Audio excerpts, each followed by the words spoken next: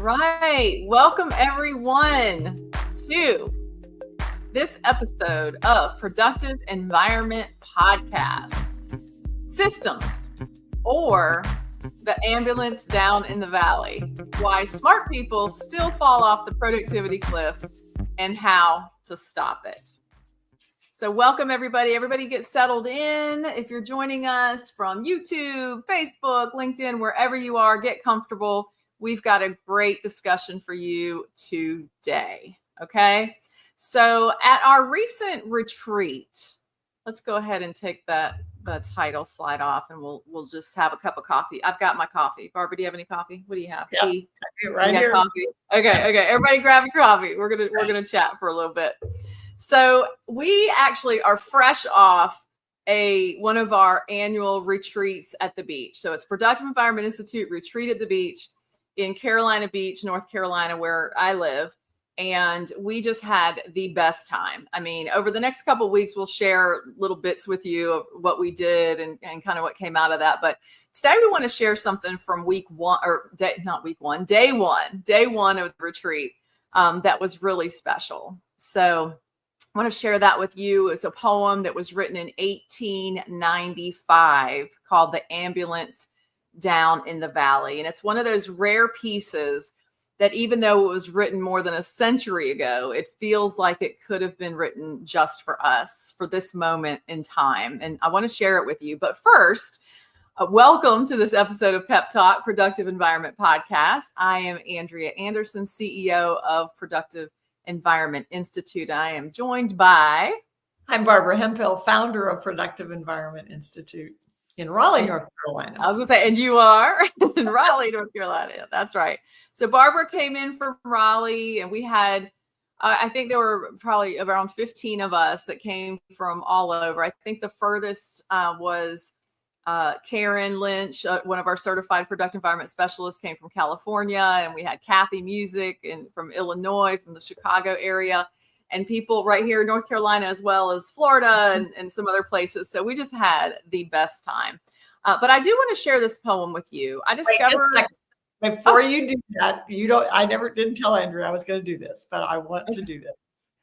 And that is, I want to just say this retreat was one of my dreams come true, because I dreamed when I started my business. I started 47 years ago, but when I'd been in it about 20 years, I really wanted a company that would exist when I was gone. And next month I'll be 79 years old. And it's like, okay, I know I plan to live to be a long time, but well, with the retreat, I had no idea what was going to happen. Andrea said, show up at 6:00 on Sunday. And that's what I did.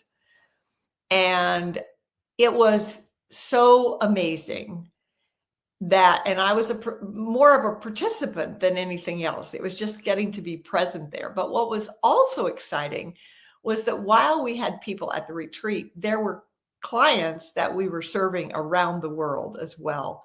And it just meant the world to me to see that Productive Environment Institute will continue regardless of whether I'm involved. So Andrea, thank you for making my dream come true. Oh, thank you, Barbara. Mine too. It truly was. It just, the format that we did this year was different than we've ever done before. And it was fabulous. And Barbara, thank you, because without you, we wouldn't be here, period. So the legacy that you began over, we're going, I realized in our marketing, we're going to have to change what we say, because we've been saying for over 40 years, ... Now we need to change it to for nearly 50 years, ... because this year was 47 years. So now we're nearly 50 years that Barbara has was a participant in launching the entire organizing and certainly the productivity industry. So yeah, it's been a fun ride. And we just had the best time with our group. In fact, let me share just a couple of pictures with you guys here. We were in a new venue for us, new to us. It was called the Sea Witch in Carolina Beach, North Carolina. And we just had the best setup. And I'm going to share with you a little bit about what we did on day one with these two guys. This is Demetrius and Josh. Josh is blind. He is the one with the toboggan on his head, and he's an entrepreneur. And Demetrius and Josh are workout partners. So I'll come back to some of those pictures here in a minute, but they're training partners. And I want to share with you how they are relevant to what we do. First of all, Demetrius has been part of our PEI team for about 15 years. In fact, he launched his business DFit based on Barbara's 5-step productive environment process. So let's get into this poem. So I first discovered this poem, The Ambulance Down in the Valley, over 30 years ago when I worked in the field of family preservation. We worked with the concept of family systems. Systems is a key word here. And we helped families create systems aimed at prevention. Okay, so to prevent a child from being removed from their home specifically. And I'd like you to listen and notice what this poem stirs in you, the pictures it paints for you, the feelings that come up, the parallels that you might see in your own life and work. So let's begin. It's called The Ambulance Down in the Valley by Joseph Mullins from 1895. 'Twas a dangerous cliff, as they freely confessed, though to walk near its crest was so pleasant. But over its terrible edge there had slipped a duke and full many a peasant. So the people said something would have to be done, but their projects did not at all tally. Some said an ambulance down. I'm sorry, I just got that. Okay, sorry. But their projects did not at all tally. Some said put a fence round the edge of the cliff. Some an ambulance down in the valley. But the cry for the ambulance carried the day, for it spread through the neighboring city. A fence may be useful or not, it is true, but each heart became brimful of pity for those who had slipped over that dangerous cliff, and the dwellers in highway and alley gave pounds and gave pence not to put up a fence, but an ambulance down in the valley. For the cliff is all right if you're careful, they said, and if folks even slip and are dropping, it isn't the slipping that hurts them so much as the shock down below when they're stopping. So day after day, as these mishaps occurred, quick forth would those rescuers sally to pick up the victims who fell off the cliff with their ambulance down in the valley. Then an old sage remarked, "It's a marvel to me that people give far more attention to repairing results than to stopping the cause when they'd much better aim at prevention. Let us stop at its source all this mischief," cried he. "Come, neighbors and friends, let us rally. If the cliff we will fence, we might almost dispense with the ambulance down in the valley." So I want to pause for a minute, a few seconds, and just kind of let that sit with you, let that breathe with you for a minute. What stands out to you? We can take that off. What stands out to you when you hear those words? Where do you see yourself? Are you building fences? Or are you running ambulances? Are you putting systems in place to prevent chaos? Or are you managing the chaos that happens and just reacting? So, Barbara, what were your thoughts? And first, I didn't even ask you this before, but had you read or heard this poem before at the retreat? No, I never had. And I just thought it really touched my heart. And of course, I always think about the principles that we've based PEI on all these years. And the one that we talk about a lot is pay me now or pay me later.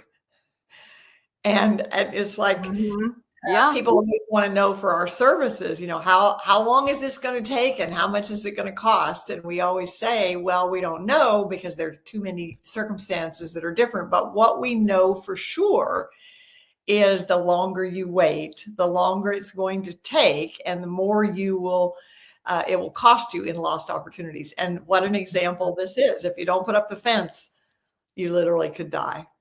Yeah, absolutely. So I was thinking about this as I was preparing for the retreat, and I realized that this poem is just as relevant to my work at Productive Environment Institute as it was to my work with the Institute for Family-Centered Services. They are both about systems, right?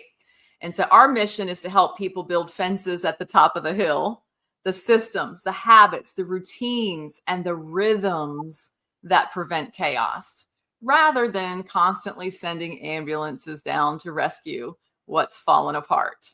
So we designed our week at the retreat around 5 guiding principles. And Kathy, let me share this because it's totally relevant.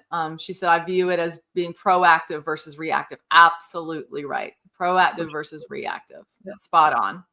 So in fact, principle number 1 is prevention over reaction. Build the fence before the fall. Put those systems in place so you're not always, if you always feel like you're running to catch up, you're always trying to catch up, that just means you need a fence. You need some systems in place. Okay. And when I say systems, this is principle number 2, systems, not Band-Aids. Okay. For those of you that are part of our community, your SOAR board, systemize, organize, action, and reference. Your SOAR board is a system, not a Band-Aid. The ART framework and ART comes from the art of organizing information. ART is action, reference, or toss. So your SOAR board, your ART framework, and daily rhythms, those are your fence. Exactly, Miss Ramona. Prevention over reaction. That's right. And you, Miss Ramona and Kathy Music, the first comment, were both present at our retreat and had a absolute wonderful time. And they blessed us at our retreat as well. So yes, it was fabulous. Principle number 3, stewardship and responsibility. Notice where you tend to rescue instead of prevent. Are there things that are happening daily that, that maybe it needs a system? If you're, always having the same problem or same issue or running behind and you can't find your keys or, something's happening, then it may be a place that you need a system. So think that through. Compassion with boundaries. Protect your capacity to care by strengthening your structure. Protect your capacity to care. Everybody cared. People cared about the people that had fallen in the valley, into the valley. So they sent the ambulance. But let's strengthen that fence. Let's strengthen the structure so that we can avoid the fall. And then vision. One of the things we did at the retreat that related to that was it was a no tech retreat. That's right. Everybody commented about how much more relaxed we were, and we're such a frenetic society going so fast, and so strengthening your structure means getting sleep and taking care of yourself and all of that. So it illustrated. Yes. That's so true. We were very intentional this year to not be messing with PowerPoint presentations and projectors and this and that, everything going on. So it was really, really nice to just be present. I think the most tech we had was a speaker for you, Barbara, and Gina, one of our clients, to sing, and Ramona to share her story. And that was it. I think the only other thing we had was a TV that had a beautiful scene playing in the background. That was it. And it was so nice. It was so nice not to have to deal with the technology. And let me just point this out. We talk about, everything we do is technology related, right? Our SOAR board, systemize and organize with action and reference, is tech. It's tech. It's on our computer. It's on our phone. But we created a life-size SOAR board. And we made this, Barbara says clutter is postponed decisions. We made decisions, and we physically moved people who were tasks personified or items, clutter personified. We physically moved them into this life-size SOAR board, and it was just so much fun. I'll share a little bit more about that a little bit later. But our 5th principle was vision before action. You can't build the right fence if you don't know where the edge is. So we need to know where we need those systems. So that's a something you can do is start thinking, okay, what's an area that I could systemize so that I'm not constantly feeling behind. I'm not constantly looking for something. So that's an example of those of you, a lot of you on this have filled out the scorecard. If you haven't, we encourage you to do that. And on the scorecard, it asks you the question, what's the one thing that would make the biggest difference in your productivity? Whatever the answer to that question is critical, because if you know what that one thing is, maybe it's more sleep. In fact, I just talked with a client this morning that I worked with probably a year ago now. And when we did our first Vision Accelerator session, she wasn't getting enough sleep. Well, guess what solved it? Getting a new mattress. And I actually referred her to a mattress company that I'm familiar with. So it's like, you never know what that's going to be, but whatever that one thing is that has to happen to increase your productivity, that's the biggest form of clutter. And that's what you need to be addressing. That's right. Amen. So let me share this picture again. And you see here on the left with it's on my left. I don't know if it's on your left or not, but you see Demetrius, and then you see Josh on the right on my screen, at least, with the toboggan. And so, as I mentioned, Demetrius is they're training partners, and Demetrius is a bodybuilder and Josh is blind, and they train together. And so this was relevant because we're all about creating a vision for what you need to accomplish. And also, I invited them to speak because they are both equally systemized and disciplined. And so they were a really good intro to the activity that we did, which I'll tell you about in a second. But Demetrius is a bodybuilder, and he lives by preparation as prevention. His clutter-free environment reflects discipline and intention. And Josh, as I said, who is blind, reminds us that clutter isn't just inconvenient for him. It can be dangerous, right? His safety depends on structure, consistency, and trust. And when I say trust, they work out together, and he trusts Demetrius to lead him into the right places and to do his workout. And we call their partnership the blind leading the buff. Right. You've heard the blind leading the blind. And we started out actually talking about them being the buff leading the blind. And it was my mom who said, how about the blind leading the buff? Because Josh leads Demetrius in ways, too, as well, creating having vision without sight. So anyway, together they demonstrate vision without sight, a partnership built on preparation, systems, and faith in the process, right? So their example reminds us that structure doesn't restrict us, it frees us. So as you listen to the rest of this conversation today, I want you to reflect for yourself. How do you navigate when you can't see the outcome? We're talking about putting systems in place to find, organize your paper and your email. Well, how do you navigate all that when you can't see the outcome yet, right? And where could teamwork, preparation, or prevention bring you greater peace and freedom? So give that some thought. And Barbara, do you want to chime in on that? No, let's go on to the next one. I want to share about the blindfold experience. All right. So as you see, they were our kickoff speakers. And then we used their situation as an example for how we work with clients, right? So sometimes you may feel like you're blind. We talked about it at the retreat, being clutter blind, that maybe you have so much clutter that you become blind to it. You don't even see what's there anymore. That's, a bigger example. And then also just from the day to day, if you are looking for something, you can't find it because it's under a pile somewhere, you're blind to it. So what we did is, let me just come in here. If you look at this picture, I believe that's Denise in there that's blindfolded. So look at the person sitting at the table. We blindfolded one person, and then we added a coach. Karen here is the certified productive environment specialist in this example.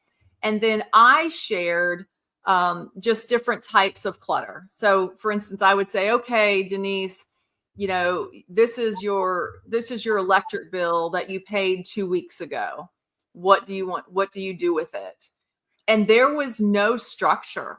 there was no structure. First of all, she was blind to it, and there was no structure. She had no system in place, right? So the blindfolded client had to make decisions about random papers, objects, tasks with no system, no categories, and no clear direction. The result was funny. The result was hesitation, frustration, guessing, and most often, Barbara, do you remember this? The most common thing that was said was, I'll just put this over here. And a pile was created throughout this whole exercise. I'll just put it over here. Because, meaning on her desk, on the desk, I'll just put it over here. And then the next person came up, I'll just put it over here. And a pile happened. And that is exactly what happens. There's Ramona and Kathy right here. So that is exactly what happens in real life, isn't it? Right? There's no, you don't have a system. You don't see where to put things. There's Carrie and Gina. And it was just really, no pun intended, but it was eye-opening. It was an eye-opening experience, Juliana and Charlene. And so that was just an example of what our clients, and maybe you watching, it's an example of what you guys go through, that you just don't know. You no longer see the clutter. And so then the second round came where we took the blindfolds off, which symbolized being able to see what was there, right? And it also symbolized having systems. We put in a system, a simple action, reference, toss. The art, it spells art, A-R-T, action, reference, toss. That's what we call the art of organizing information. So we put in a system, and then we asked the same questions. It was the same item. Okay, this is your electric bill that you paid 2 weeks ago. What do we do it? What do we do with it? Oh, well, I want to make sure. It depends on what the answer was. They might have said, I just want to toss it. I don't need it anymore. Then they knew to put it in toss. Or if they said, well, I want to, make sure that the payment process. So that's an action. It goes into action. So the decisions were made quickly, right? So nothing else changed. The same people, actually it was different people for the example, but same items, but suddenly the decisions were faster. Their voices grew more confident. Oh, that's an action. Oh, that's a reference. I want to keep that for future reference, right? And so the energy shifted, and it was an example. It was a perfect picture, really, of what happens when we move from reaction to structure. Okay, so the clutter didn't disappear, but clarity of the system did the heavy lifting. And that's what the SOAR method is all about, adding structure so that focus and peace can return. So that illustrated several, again, principles. One of the things we always say, and Andrea, you introduced this to me 15 years ago when we started working, was clutters postpone decisions, but it's not enough to make the decision. You have to have a way to implement the decision. So if somebody picked up this utility bill and said, okay, I want to do this with it on such and such a day, well, it's like, okay, fine, but where is it going to go so that happens? And for most people, it's on the pile somewhere, and then it doesn't show up at the right thing. But the other question is the art, because in this exercise, as we were in the group time, not everybody had the same answer. Right. So the question is, there's two principles here. What is the next action? Because often the reason we procrastinate on decisions is there are several actions, and we're not sure. I don't know what to do with them all, so I'm not going to do any. But what's the next action? That's what we want to do. And then the question is, what will you do? And it doesn't have any wrong. And that's the art. And that's the reason that why am I so passionate about this after all these years? Because God did not create any two people or any two organizations together. And so every day is a new day, and it really lightens the load for people so they can accomplish their work and enjoy their lives. That's right. That's right. So as we debriefed at the retreat, the takeaways were clear. First of all of the people that actually went through the exercise, they were very smart people. They are professionals. They're very smart people.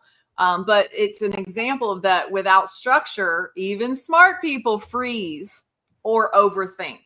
So if there's no structure in your space at all, it's like, what do we do with this? It takes too long to figure out, so I'll just put it over here, right? Or we overthink it. With structure, decision fatigue disappears. Okay. And the third was trust grows in yourself and in the system. The more you use your new system, the more you trust it. And the trust grows and it helps you to accomplish your work and enjoy your life. So those lessons certainly apply everywhere, in our offices, in our inboxes, our homes, and our calendars. So that's why we focus at Productive Environment Institute. We focus on systems like the SOAR Board, systemize and organize with action and reference, to organize your tasks, your time, things you want to keep for future reference, pretty much your life. The SOAR Board is a tool to help you really organize your life so that you can find anything that you filed, whether it's online or offline, in seconds. And that, when I say offline, Barbara's secret sauce that she created almost 50 years ago, the file index, right? It's like Google for your paper, where we can teach you how to find a document in your physical filing cabinet. People, they always ask, do you mean scanning? No, in your physical filing cabinet, as quickly as you can find something on Google or in your computer by an electronic search. Okay, so that is a system that we teach that nobody else teaches, and it's pretty amazing. So that's a tool. That's a system. And then, as I mentioned before, the art of organizing information. ART spells action, reference, or toss, to simplify decisions anywhere. So if you remember nothing else, remember the art of organizing information. ART. If you go get the mail out of your mailbox today, or check your email, and individually make a decision about each item you see. If you're looking at your mail, you can say, is this something I need to take action on? Is this something I need to keep for future reference? Or can I toss it? That alone can help you start feeling more empowered about your stuff, about your clutter, the things that are drowning you. So just remember that prevention isn't about control. It's about peace, stewardship, and freedom. So as I think about that poem and about what we experienced together at the retreat, I keep coming back to this. Let's see if you guys agree. The ambulance looks heroic, right? Somebody falls and the ambulance comes running and scoops them up and puts them in the back. It feels urgent. But the real heroes are the ones quietly building the fences at the top of the hill, right? Every fence you build, every system you strengthen, protects your focus, your time, and your peace. So here's the challenge this week for each of you listening. Take 5 minutes to reflect on one area where you've been managing an ambulance. Okay, I've mentioned that earlier. What's something that you are reacting to that if you put in a system, it could make your day better? It could make your life better, that it would become a fence versus an ambulance. So maybe it's your email, your unfinished projects, or your boundaries. Then choose one fence you'll start building today. And maybe you're just going to start saying action, reference, or toss, right? And I'm going to share a couple of resources with you in just a minute. But before I do, Barbara, do you have any closing thoughts as we wrap up this pep talk? Yes, I do. I've hired many coaches during my life. And when I hire a coach, I only hire coaches that have coaches because I think we all continue to learn. And I have the joy, one of the opportunities that I have by being in PEI is the opportunity to be coached by our own people. And I have been spending time. Juliana is one of our staff, and she has been working with me privately for my own SOAR board. And the reason is that I learn by doing, and not by listening. And I think there's a lot of people. And the reason we developed the SOAR program the way we did is that we had a program. We had a 5-week program for paper, and we had a 5-week program for digital. And then we did email, and we did all kinds of things. But everybody needs something different. and everybody needs to keep practicing and learning from other people. And so with our SOAR program, you come into the program, we help you identify where you should start. Where are you using an ambulance where you need a fence? And everybody's going to be different. So it's an art. We practice what we preach, in that we're practicing that we're not telling you this is where you should start. We're asking you, where do you want to start? And then we're giving you a way to practice over and over. And so I personally am practicing to continue to get better every day. And I will continue that as long as I live, because I believe as long as we have breath, it's not too late to learn. That's right. That's right. Thank you, Barbara. And just to wrap up, when you build systems that serve you, you stop living in reaction mode and start living with peace and purpose. So if today's message resonated with you and you're not part of our community yet, I invite you to join us over at lesscluttermorelife.com. We'll put these in the below as well. You can just click the link for a short training video, an introduction to Productive Environment Institute, or to find out how productive your environment is. Complete your Productive Environment scorecard at productiveenvironmentscore.com. You'll also find that link below the video. So thank you so much for joining us. We'll see you next time on PEPTalk, Productive Environment Podcast.